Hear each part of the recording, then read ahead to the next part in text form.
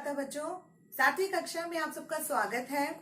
मैं ज्योतिका कपूर आपकी संस्कृत अध्यापिका हूँ। बच्चों, आज की कक्षा में ना हम चतुर्था पाठा मम भगनी मानसी का पुनरावृत्ति का कार्य करेंगे। इसमें क्या है पुनरावृत्ति का कार्य? आपको याद होगा, मैंने आपको गणना सिखाई थी 1 से लेकर 4 तक। सभी लिंगों में, तीनों लिंगों में जो है अलग अलग चलती हैं। तो जो 5 से लेकर गणना है हमारी, 5 से लेकर जो आगे के सभी शब्दों को जहां तक गणना खत्म नहीं होती वहां तक गणना ना तीनों लिंगों में समान रहती है। तो आज हम इसी की दोहराई करने वाले हैं। तो चलिए शुरू करें। मैंने आपको गणना सिखाई थी, गणना में पुनरावृत्ति कार्य आज हम कर रहे हैं, यानी ये गणना पहले हम दोहरा चुके हैं। एक बार फिर इन्हें देखते हैं। जैसे कि मैंने आपको पहले बताया था कि 1 से लेकर 4 तक की गणना पुल्लिंग में, स्त्रीलिंग में और नपुंसकलिंग शब्दों में, तीनों में ही भिन्न भिन्न होती है।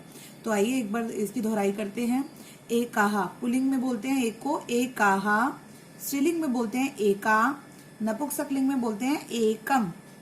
पुल्लिंग में 2 को बोलते हैं द्वौ, स्त्रीलिंग में 2 को बोलते हैं द्वे और नपुंसकलिंग में 2 को बोलते हैं द्वे।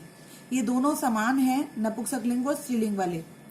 आइए तीसरे पे, 3 को बोलते हैं त्रया, स्त्रीलिंग में बोलते हैं त्रिस्राहा और नपुंसकलिंग शब्द में बोलते हैं 3 को त्रीणी। 4 को बोलते हैं पुल्लिंग में चत्वाराहा और स्त्रीलिंग शब्द में 4 को बोलते हैं चत्रस्राहा और नपुंसकलिंग शब्द में 4 को बोलते हैं चत्वारी। तो बच्चों, 1 से लेकर 4 तक की गणना संस्कृत में जो है वो भिन्न भिन्न लिखी जाती है तीनों लिंगों में। बाकी आगे की गणना तीनों लिंगों में एक समान ही चलती है। 5 से लेकर के जो भी शब्द होंगे ना बच्चों, वो सभी लिंगों में जो एक समान ही चलेंगे। तो चलिए आज हम करने वाले हैं पृष्ठ संख्या 27 का अभ्यास कार्य। बच्चों, चतुर्था पाठा मम भगनी मानसी का पृष्ठ संख्या 27 का अभ्यास कार्य का प्रश्न 3 है। ये देखिए, इसे क्या दिया है? उचितई संख्या पदई रिक्त स्थानानि पूर्यत। उचित संख्या पदों से रिक्त स्थानों की पूर्ति करो।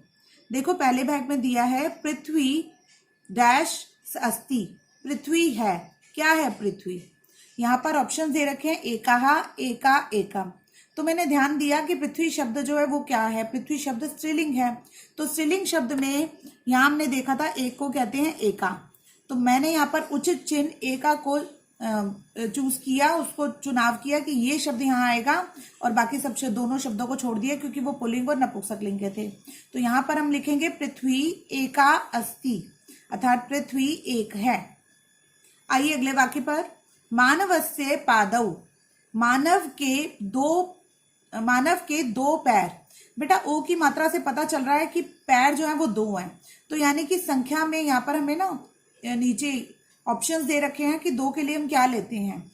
तो द्वौ, द्वे, द्वे। हमने ऊपर भी पढ़ा कि पुल्लिंग शब्दों के लिए द्वौ को लिया जाता है ना पुल्लिंग के लिए द्वौ को। तो इसलिए मानव के 2 पैर, पैर शब्द जो होता है ना वो पुल्लिंग शब्द है, तो इसलिए उसके साथ की गणना भी पुल्लिंग वाली ही आएगी। तो हम लिखेंगे 2। तो यहाँ आएगा मानवस्य द्वौ पादौ परमम पशुनाम। मानव के 2 पैर परंतु पशुओं के पादहा। कितने पैर होते हैं?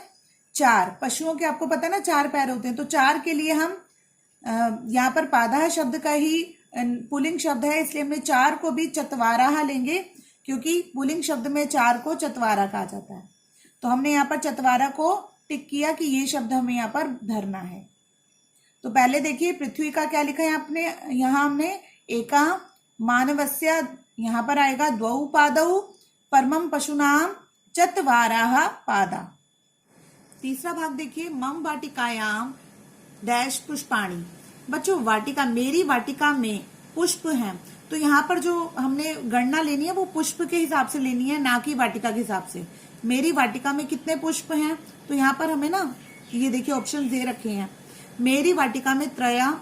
पुष्पाणि शब्द, जैसे आपको पता चल रहा है कि पुष्पाणि शब्द नपुंसकलिंग शब्द है, तो हमने यहाँ पर नपुंसकलिंग वाला ही शब्द लेना है 3 में।